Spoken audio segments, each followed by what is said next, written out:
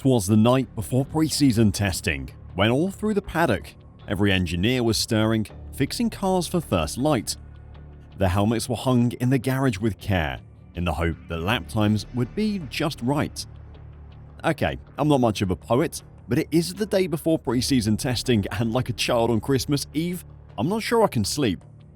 Today I'll be running through what you can expect from this season's Bahrain testing, and what little secrets to look out for. So don't go anywhere. A crucial 3 days of pre-season testing begin in Bahrain for Formula 1 teams on Wednesday, as Red Bull's rivals look to glean the first indication of whether they've managed to close down the world champions' advantage from last year over the winter. Each of the 10 teams will put their respective new car through its paces from Wednesday across 3 days of testing at the Bahrain International Circuit. Pre-season's sole test is particularly important for the main would-be challengers to F1's world champions. I'm talking Mercedes, Ferrari, McLaren and Aston Martin, as they look to hit back in 2024 after Red Bull and Max Verstappen produced the most dominant season in the sport's history last year. It is particularly vital to those who have decided to completely overhaul their car, looking at you Mercedes. Though Red Bull's new innovative design philosophy means they'll want to hit the ground running as well. Red Bull are again expected to at least start the season as the team to beat after winning back-to-back world title doubles so far in the current era of regulations.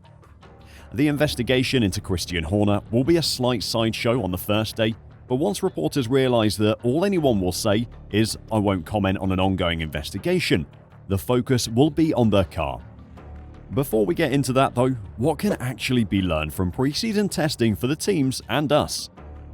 It might not look like much is happening when you're watching F1 testing from your home, but there is a lot going on, and 8.5 hours of running over 3 days is not much to play with.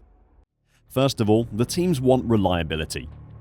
Although there is an engine freeze until the end of 2025, the Ferrari, Mercedes, Honda and Renault power units have all had updates to the software, or the way they're packaged, which is allowed in the regulations. The gearbox also tends to be vulnerable during the early stages of a new car, so making sure everything is fitted correctly and working as intended is key. How do you test this? Just do plenty of miles. The consequences of getting something wrong in the engine department can be devastating to the team's testing plans, and even an hour off track trying to find a loose fitting in the engine can ruin the start of the season. Only one car from each team can be run, so some teams will have the same driver in the car all day, and others will have a driver competing in the first session before their teammate takes over for the evening session. In Red Bull's case, Max will run all day Wednesday and then the Thursday evening session, while Checo gets Thursday morning and all of Friday. A change of the driver's seat and pedals will take place in between the sessions, which can sometimes cause a minor delay. So what are the teams actually learning from all this running? Well, firstly, the more mileage you do, the more you can learn, and that's the whole point of pre-season testing. Once the team knows everything is working and correlates with what they see back at the factory, you can begin to work on performance towards the end of day 2 and certainly for the most of day 3. Many teams will have multiple front wings, rear wings, floors and more to test as they keep all their fingers and toes crossed that what they've seen in the wind tunnel correlates to performance on the track. This is where Mercedes went so wrong in 2022. They were confident about the numbers they saw back in the factory with the shape of their car, but were not able to discover that Lewis Hamilton and George Russell would suffer from a bouncy car known as porpoising. The fact they ran a fake car for half of the testing made it even worse. And what about us? What can we learn? In terms of where everyone will be competitively, basically nothing.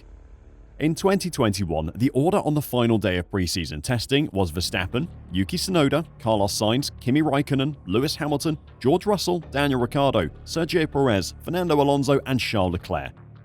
Of those, only Verstappen, Ricciardo and Alonso qualified within 3 positions of their testing time at the first race in Bahrain. In 2022, Verstappen's fastest time was 7/10 ahead of Leclerc at the end of testing, but the Ferrari man beat him to pole position by 0.123 seconds at the Bahrain Grand Prix, and the Scuderia recorded a 1-2 after both Red Bulls retired.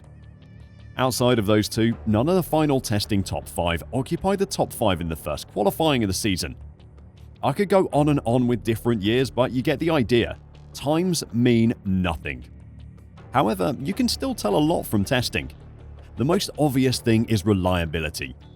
Mercedes were consistently near the top of the lap count for their period of dominance from 2014 to 2021, which also gave the Silver Arrows lots of valuable data to get started on upgrades before they'd even flown to Melbourne to start the season. In 2022, Red Bull edged Ferrari on the laps count that foreshadowed their stronger reliability over the season, while Mercedes' monster final day meant they managed more distance than both, and proceeded to have no reliability retirements over the entire season. But there was another key Mercedes takeaway from testing: the eye test. The Silver Arrows were already in deep trouble with porpoising, while Ferrari rode the bumps better than most and were immediately setting the pace come the start of the season. Finally, Mercedes' race run was noticeably slower than Ferrari's. In 2023, Red Bull's race pace was clearly strong, and that continued into the first race and beyond. Conversely, McLaren struggled and were at the bottom of the mileage charts. A week later, Lando Norris and Oscar Piastri found themselves at the back of the field in Bahrain. So, as you can see, while pre-season testing results shouldn't be taken too seriously, there is still plenty to learn about who the early surprises or disappointments might be. There is more to learn than just that, especially for the technically inclined of you. While we have seen the liveries of every team, the cars used to display them are pretty much never the actual car that will turn up to testing. One team in particular will be generating a lot of interest, and if you've seen our recent videos, you already know it's Red Bull. Red Bull raised eyebrows when the reigning world champions took a notably different path with the design of their livery reveal car. Incorporating Mercedes-styled side pod inlets that the team ran last season but scrapped with this year's car, the engine cover also features a design Mercedes used last year with its long cooling gullies sitting high above the side pods. There was also a floor edge that was completely devoid of any features fitted to the RB20 on show, and that is definitely going to change at pre-season testing. Team boss Christian Horner was adamant this wasn't a tactical move to make a mockery of Mercedes, as only the stopwatch will tell, but in the virtual world, we wouldn't have committed it to design if we didn't feel it was better. However, Sky Sports analyst Bernie Collins isn't so sure it is better. In fact, she's wondering if the Red Bull livery reveal car was completely fake. "I think maybe years in F1 have made me suspicious," she said in the Sky F1 podcast. "So let's see the car that rolls out on day one in Bahrain, because I'm not sure it's going to be that car. This could just be a little joke." But if, and it's a big if, this is the RB20 that hits the track in Bahrain on Wednesday as pre-season testing begins, Collins is interested to see whether Red Bull have potentially fallen for the same data that misled Mercedes 2 years ago. She highlighted that Mercedes clearly thought the car was good from the data they saw in the factory, but couldn't get that to match up on track, and Red Bull may have fallen into the same trap. A big difference between the two teams, though, is that in the Red Bull factory, they're far more interested in finding the maximum usable downforce, not just getting the downforce numbers as high as possible, and that might be their saving grace. How Aston Martin performs will be of particular interest as well. Technical Director Dan Fallows proved the team's ambitions are high, saying that he sees Red Bull as beatable, and that's what Aston Martin is chasing. The trouble is, Aston Martin was saying the same thing last season, about being able to close the gap to Red Bull. But after its remarkable start, with 6 podium finishes for Fernando Alonso in the first 8 races, their form nosedived. The question is whether it really understood why the upgrades during the season didn't always work as hoped. A strong Aston Martin car with an invigorated Fernando Alonso would be incredibly exciting to see again. While Alonso proved himself still as capable as ever last season, Lance Stroll fell short in many people's eyes. Alonso was comfortably the highest scorer of the 2 Aston Martin drivers last year, single-handedly scoring almost 3/4 of the team's points. To add to the mismatch, Stroll qualified 0.3 of a second or more slower than Alonso at 13 of last year's 22 Grand Prix. That is a problem for the team.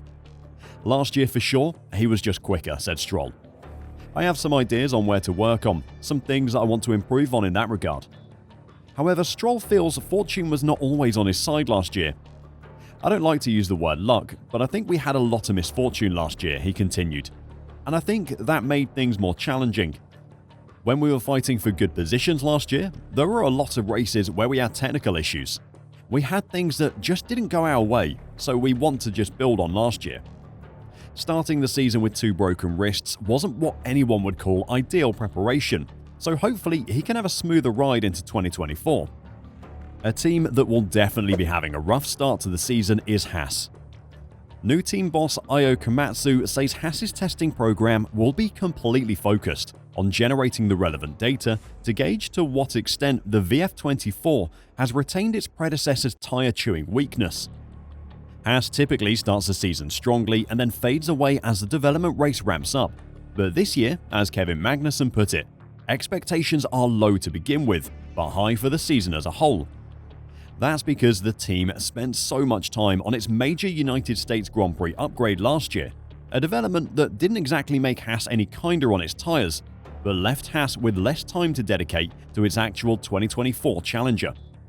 How the team performs could have a big impact on its future, as Andretti's entry is completely stalled, and buying a new team now seems like his best bet to get on the grid. If Haas can't be competitive at all this season, then Gene Haas may change his mind on the potential sale of his team. While testing isn't going to tell us who is going to win race 1 of the 2024 season, it is going to give us a good indication of any teams that have got it horribly wrong, and any that have found something incredible in the off-season.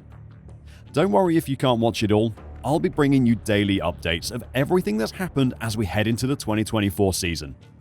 If you are planning on watching, what are you most excited to see? And who do you think has hidden the most from us? Let me know your thoughts in the comments down below, and until next time, drive safe and bye for now.